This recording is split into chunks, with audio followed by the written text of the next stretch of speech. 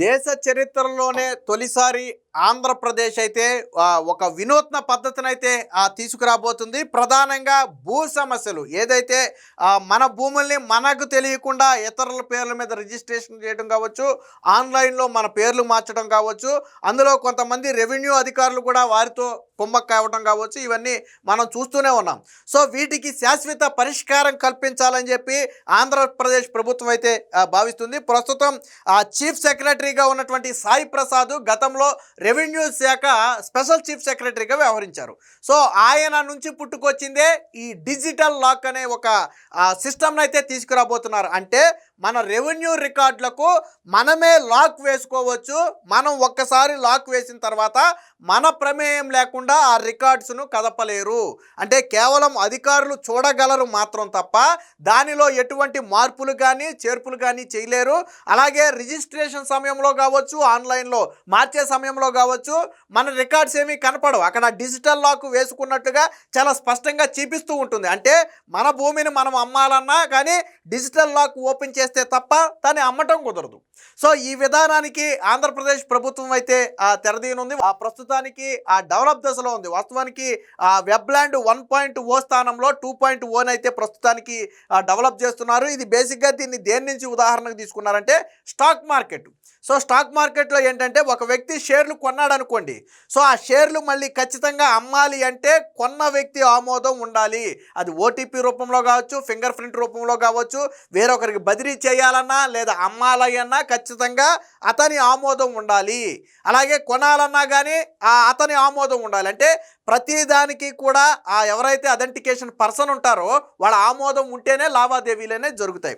So అదే సిస్టమ్ని ఇప్పుడు రెవెన్యూలోకి తీసుకొచ్చే ప్రయత్నం జరుగుతుంది. సో డిజిటల్ లాక్ అనేది ఏంటంటే ఫర్ ఎగ్జాంపుల్ మన ఫోన్కి ఎలా అయితే లాక్ వేసుకుంటే అందులో ఏముందో అనేది ఎవరికి ఎలా తెలియదు, లేదా మనం ఏదైతే బయటికి వెళ్ళేటప్పుడు మన ఇళ్ళకి ఎలా అయితే లాక్ వేసుకుని వెళుతున్నామో అలాగే మన ఆస్తికి కూడా మనం ఒక డిజిటల్ లాక్ సెట్ చేసుకోవచ్చు.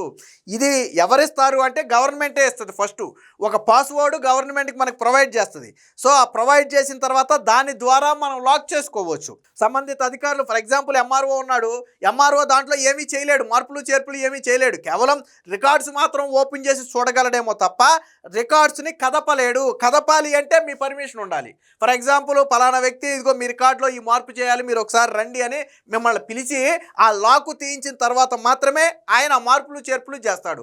మళ్ళీ మనం లాక్ వేసుకున్నామంటే మళ్ళీ దాన్ని ఎవరు కదల్చలేరు. అలాగే రిజిస్ట్రేషన్ ఆఫీస్ అత్యంత కీలకమైనది. ఏంటంటే రిజిస్ట్రేషన్ ఆఫీస్ ఇప్పుడు మన భూమి మనకు తెలియకుండా వేరే వాళ్ళ పేరు మీదకి రిజిస్టర్ అవుతుందంటే అది రిజిస్టర్ ఆఫీసులో తెలుస్తుంది కాబట్టి.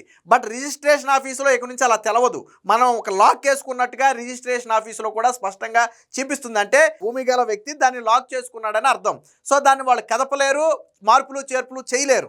అంటే అటు అధికారులు కావచ్చు లేదా ఇతర థర్డ్ పర్సన్స్ కావచ్చు మన భూమిని టచ్ చేయలేరు. సో ఈ విధానం కన్నా అమల్లోకి వస్తే ఖచ్చితంగా భారతదేశంలో ఇప్పటి వరకు ఇలాంటి విధానం ఎక్కడ అమల్లో లేదు. ఇది కూడా అంటే దీని మీద సాధ్యాలు ఏంటనేది కూడా పరిశీలిస్తున్నారు. అంటే దీనివల్ల వచ్చే ఇబ్బందులు ఏమైనా ఉన్నాయా, ఎంతవరకు సాధ్యం అనేది ప్రస్తుతానికి పరిశీలిస్తున్నారు. ఇది పూర్తి స్థాయిలో అయిన తరువాత పైలట్ ప్రాజెక్టుగా కొన్ని గ్రామాలకు ఇంప్లిమెంట్ చేస్తారు. ఆ తర్వాత అంతా ఓకే అనుకుంటే దాన్ని రాష్ట్ర వ్యాప్తంగా తీసుకొస్తారు, లేదంటే మార్పులు చేర్పులు చేసి తీసుకొస్తారు. అంటే ఇది రావడానికి కొద్దిగా టైం పట్టినప్పటికీ కూడా ఒక పగడ్బందీ వ్యవస్థ. చంద్రబాబు గారు గతంలోనే చెప్పారు, మీ భూమికి మీరే హక్కుదారులు, మీ భూమికి మీ పర్మిషన్ లేకుండా వేరొకరు టచ్ చేయలేరు అని చెప్పారు. చంద్రబాబు గారు అంటేనే టెక్నాలజీ మనకు తెలుసు. సో అదే టెక్నాలజీ ఉపయోగించి ఈరోజు మన భూమికి కూడా రక్షణ. వాస్తవానికి అదిగానే వస్తే అసలు మనకు భయం ఉండదు. అరే మన భూమి కబ్జా చేస్తాడేమో, లేదా అధికారులతో కుమ్మక్కయ్యి డబ్బు ఇచ్చినోడికి రాసేస్తారేమో, లేదా పేర్లు మార్చేస్తారేమో అనే భయం చాలా మందిలో ఉంది. బట్ ఇక అలాంటి భయాలు ఏవి కూడా లేకుండా రాష్ట్ర ప్రభుత్వం చేస్తుంది. సో దీనికి సంబంధించిన ఒక వార్త కూడా వచ్చింది, ఒకసారి చూద్దాం. భద్రంగా భూమి రెవెన్యూ రికార్డులకు డిజిటల్ లాక్, రైతు వద్దే దాని పాస్వర్డ్, రికార్డులు తారుమారు కుదరదు. వెబ్లాండ్ 2.0లో సరికొత్త ఫీచర్, సాఫ్ట్వేర్ను అభివృద్ధి చేస్తున్న ప్రభుత్వం. రెవెన్యూ సంస్కరణలలో కొత్త అధ్యయనం, కొత్తగా భూ వివాదాలు ఏర్పడకుండా చెక్. అంటే 100కు 100% మన రికార్డ్స్ అన్నీ పర్ఫెక్ట్గా ఉన్నాయి. ఫర్ ఎగ్జాంపుల్ నేనున్నా, నా భూమి అంతా నాకు పర్ఫెక్ట్గా ఉంది, నా భూమి తగ్గలేదు పెరగలేదు, నాకు ఎటువంటి వివాదాలు లేవు అనుకున్నప్పుడు నాకు లాక్ ఇస్తారు.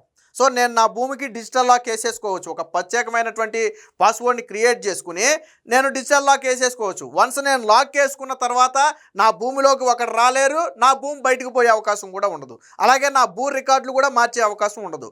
అన్ని రకాలుగా కూడా లాక్ అనేది సేఫ్. ఫర్ ఎగ్జాంపుల్ మన మొబైల్కి పాస్వర్డో ఫింగర్ ప్రింటో ఫేసో పెట్టుకుని లాక్ వేసుకుంటాం. మన ప్రమేయం లేకుండా మన ఫోన్ ఏమీ చేయలేరు. అలాగే భూమికి కూడా ఒక డిజిటల్ లాక్ని అయితే ప్రభుత్వం తీసుకురాబోతుంది. ఇక కొత్తగా భూ వివాదాలు సృష్టించలేరు. అసలు రైతుకు తెలియకుండా రాత్రికి రాత్రి భూ రికార్డులను మార్చేయలేరు. లేని వివాదాన్ని సృష్టించి రైతులను తమ చుట్టూ తిప్పుకోలేరు. ఎలాంటి వివాదాలు లేని స్పష్టమైన రికార్డులున్న భూములపై నియంత్రణ సంబంధిత రైతులదే. మనం బయటికి వెళితే ఇంటికి తాళం వేసుకున్నట్టుగా భూ రికార్డులకు డిజిటల్ లాక్ వేసుకోవచ్చు. దాని తాళం అంటే ఆ పాస్వర్డ్ అనేది రైతు వద్దే ఉంటుంది. రాష్ట్ర ప్రభుత్వం ఈ దశగా వెబ్లాండ్ సాఫ్ట్వేర్ కొత్త ఫీచర్తో అభివృద్ధి చేస్తుంది. ఇది అమలులోకి వస్తే రైతుల ప్రమేయం లేకుండా, వారి ఈకేవైసీతో సంబంధం లేకుండా రెవెన్యూ అధికారులు కూడా రికార్డులను మార్చలేరు. ప్రభుత్వ ప్రధాన కార్యదర్శిగానే కాక రెవెన్యూ శాఖ ప్రత్యేక ప్రధాన కార్యదర్శిగాను వ్యవహరిస్తున్న జి సాయి ప్రసాద్ చొరవతోనే ఈ ప్రత్యేక డిజిటల్ లాక్ ఆలోచన అయితే తెర మీదకి వచ్చింది. ఇది మాత్రం కన్నా సక్సెస్ అయితే అంటే ఇది అమల్లోకి వచ్చాక దాంట్లో ఉన్నటువంటి సాధక బాధలు ఏంటనేది తెలుస్తుంది. బట్ ఇది గన అమలు చేయగలిగితే రైతులు గుండెల మీద చేసుకుని పడుకోగలుగుతారు. సో ప్రభుత్వం మారినా, లేదా రాజకీయ నాయకులతో విభేదాలున్నా, లేదా రాజకీయ నాయకులు కన్నుబడినా మన భూమిని ఏమీ చేయలేరు. ఇక్కడ వచ్చిన ప్రధాన సమస్య ఏంటంటే రాజకీయ నేతలతో కొద్దిగా తలనొప్పి.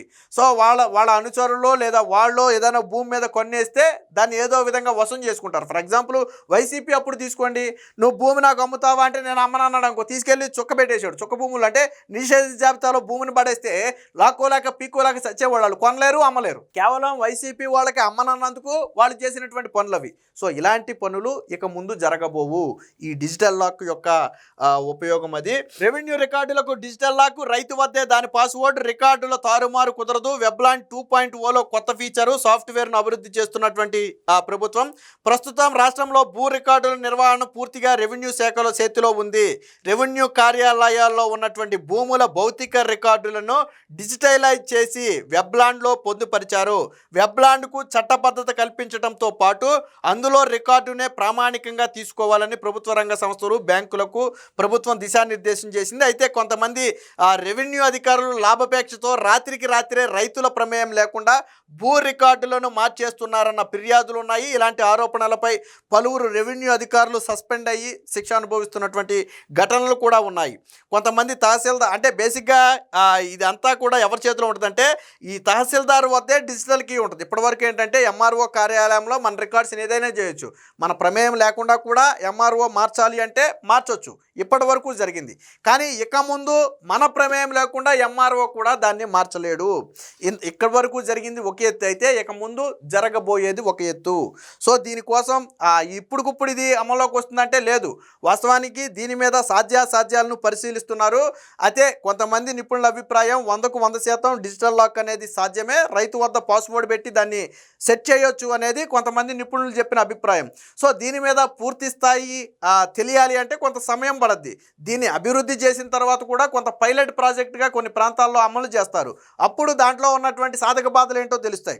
ఫర్ ఎగ్జాంపుల్ అంటే అధికారులకు ఎంతవరకు పర్మిషన్స్ ఇవ్వాలి, రైతులకు ఎంత పర్మిషన్స్ ఇవ్వాలి, ఏదైనా మెసేజ్ రూపం. పైగా ఇంకోటి కూడా ఏంటంటే ఈ డిజిటల్ లాక్ వేసిన తర్వాత మన భూమికి సంబంధించి ఏదైనా మార్పులు చేర్పులు చేసే ప్రయత్నం చేస్తే మనకు అలర్ట్ మెసేజ్ కూడా వచ్చే అవకాశం ఉంటుంది.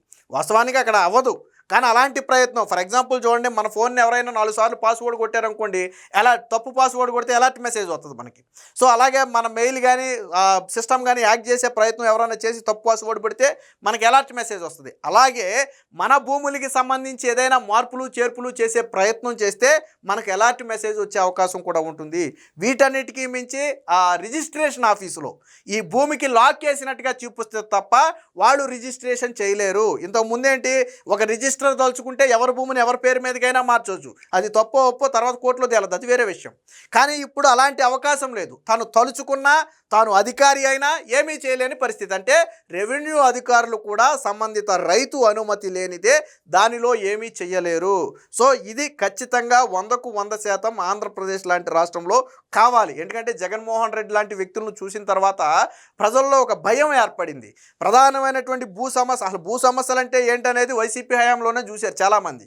సో భయం అంటే వీళ్ళే సాగు చేసుకుంటారు, భూమిని వీళ్ళ ఆధీనంలోనే ఉంటుంది, కానీ రికార్డ్స్ మాత్రం వేరే వారి పేరు మీద ఉంటాయి. ఆడెప్పుడో సడన్గా వస్తాడు, వీళ్ళు గొల్లున బోరుని వెలిపించడం. ఎందుకంటే తరతరాలుగా వస్తున్నటువంటి భూమి అది, వీళ్ళ పత్రాలు వీళ్ళ దగ్గరే ఉంటాయి, కానీ పేర్లన్నీ వాళ్ళవి ఉంటాయి. సో ఇలాంటి అనేక ఘటనలు చూసిన తర్వాతే రాష్ట్ర ప్రభుత్వం దీని మీద అయితే చర్యలు ప్రారంభించింది. ఏది ఏమైనా ఈ డిజిటల్ లాక్ వస్తే ఖచ్చితంగా 100% రైతు భూమి సేఫ్గా ఉంటుంది అనడంలో ఎటువంటి సందేహం లేదు.